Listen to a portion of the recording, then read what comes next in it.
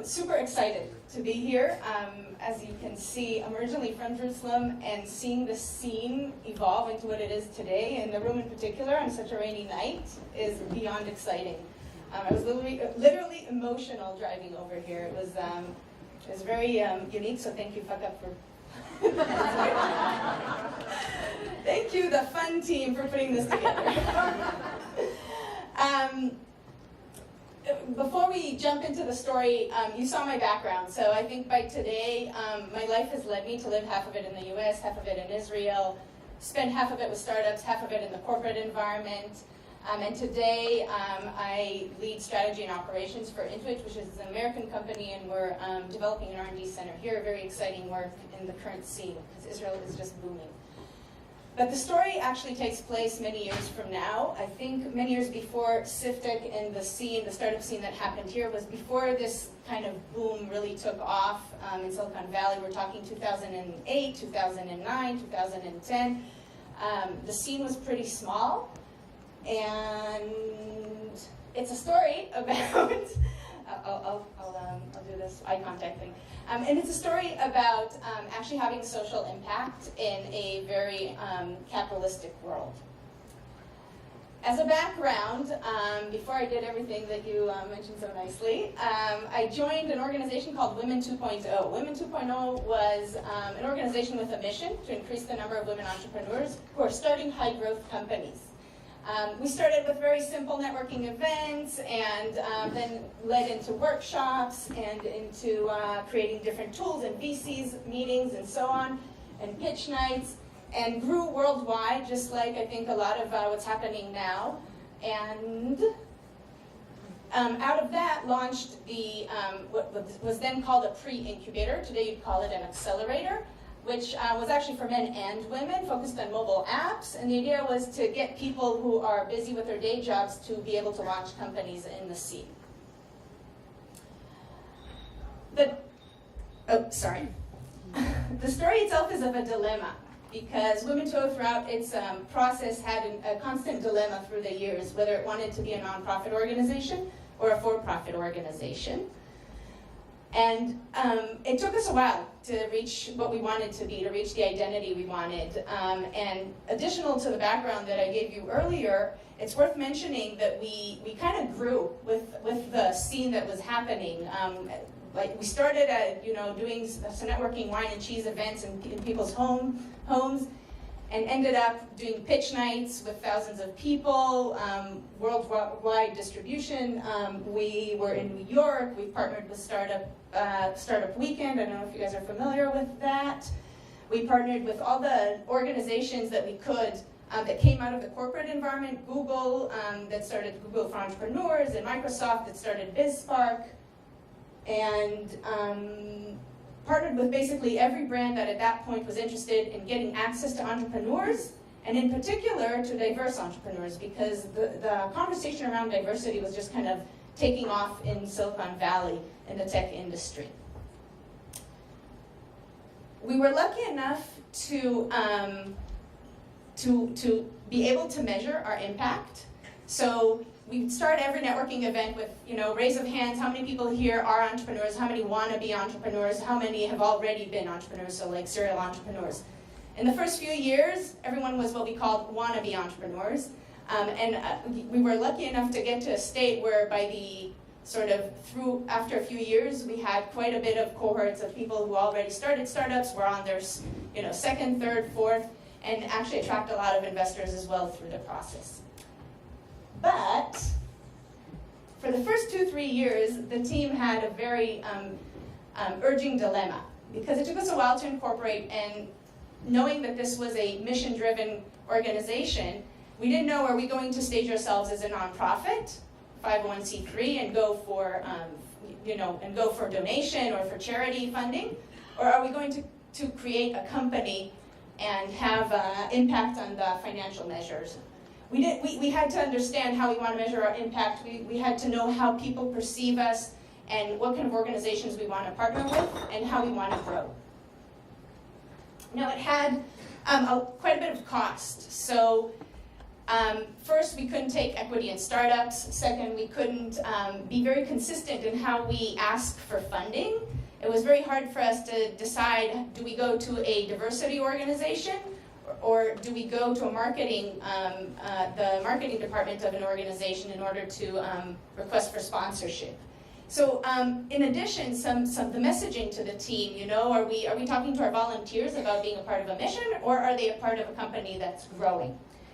And most importantly, our lawyers kept bugging us. Should we bucket you in the pro bono, or should we bucket you in the, you know, we're going to take equity from you later when you guys grow? And in case you were wondering, and this is the fuck up, I was the one advocating for nonprofit for those 2 years. It took me a while to realize that this was not the approach to take, because the decision was to go for for-profit. There were many reasons of why we thought for-profit was the route to go, but mainly because we wanted to create a model for the entrepreneurs we were dealing with. If we're pitching that they should think high growth, we should be high growth as well.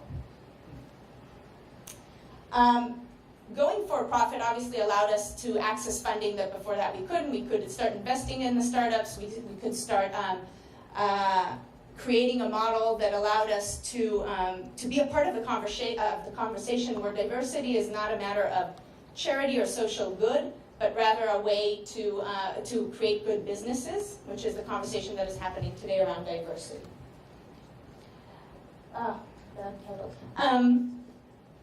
So if you think back, I mean, only about 20, 30 years, most companies were kind of in a zero-sum game, right?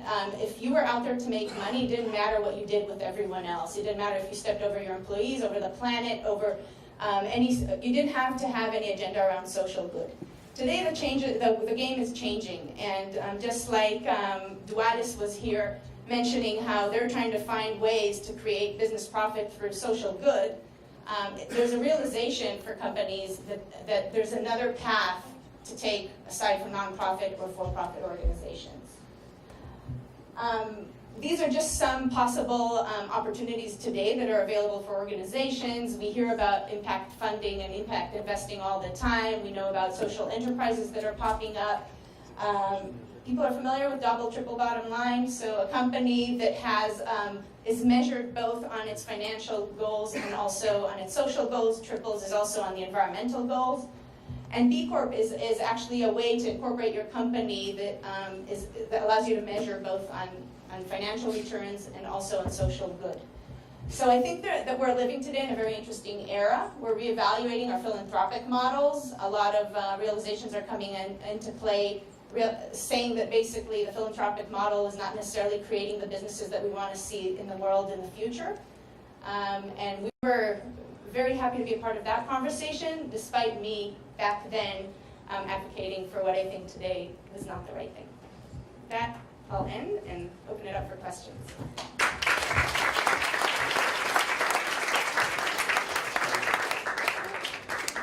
And you better have questions, because one of my pet peeves in conferences in Israel is that they don't engage the audience. So please engage, because I think it creates a much more interesting, even just silly questions, anything that comes to mind. What is B Corp?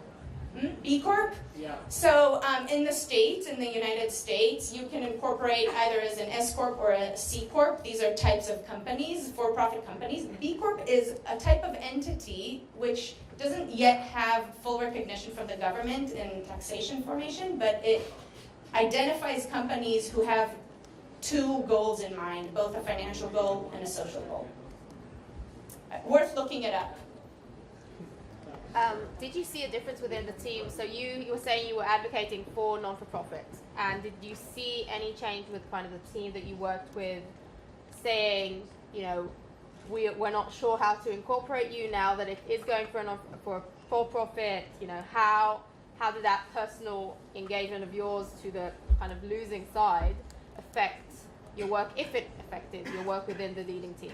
So the team dynamic is really important. When you're in a nonprofit, the majority of the people are volunteers, right? You build the core team, which sometimes gets a salary, but the rest are volunteers, and they're there for a mission.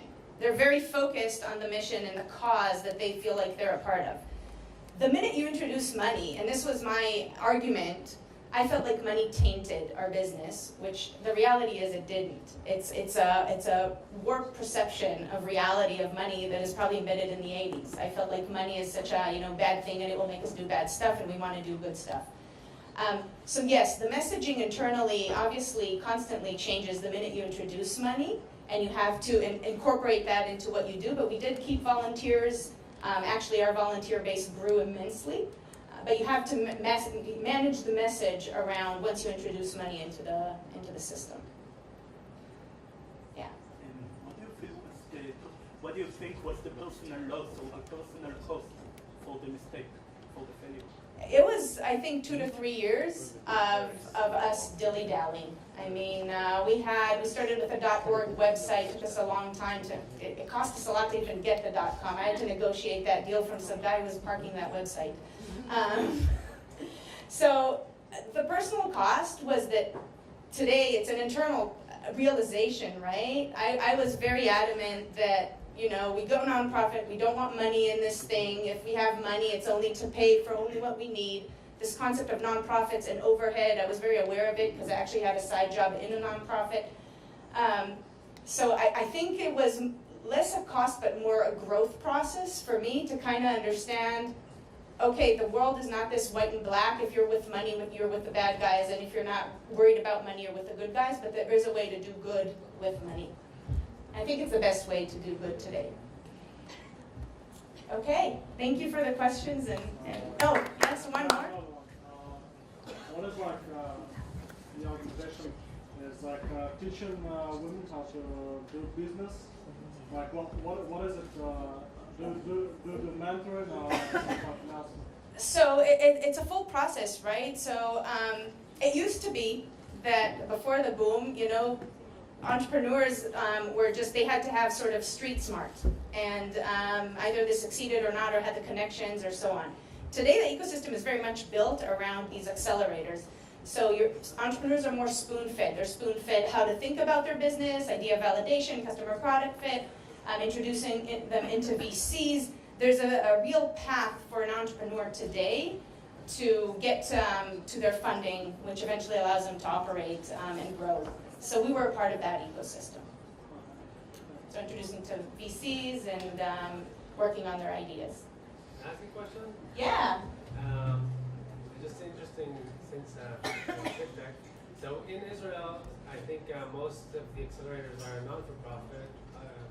In the States, the for-profit is more profit. So you think it's just the conception here is still it needs to go forward, or it's just something because the government gives so much support, and it's something in the structure of how things are just here?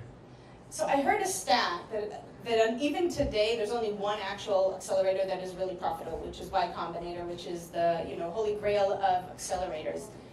I don't know exactly the conversations that are happening in Jerusalem, but being a Jerusalemite, I feel that I feel there is this conversation here more around doing good, and that money is not introduced very early into the system. I mean, just moving to Tel Aviv later in life, money was a shock to me because I grew up here, and there isn't an industry and there isn't exposure to very rich people, or at least for me there wasn't. So I'd like to think that this is a personal perspective, that maybe in Jerusalem there is still sort of this conversation where if you want to do something good, there's no way you can also make money out of it. But it's worth investigating. Thank you.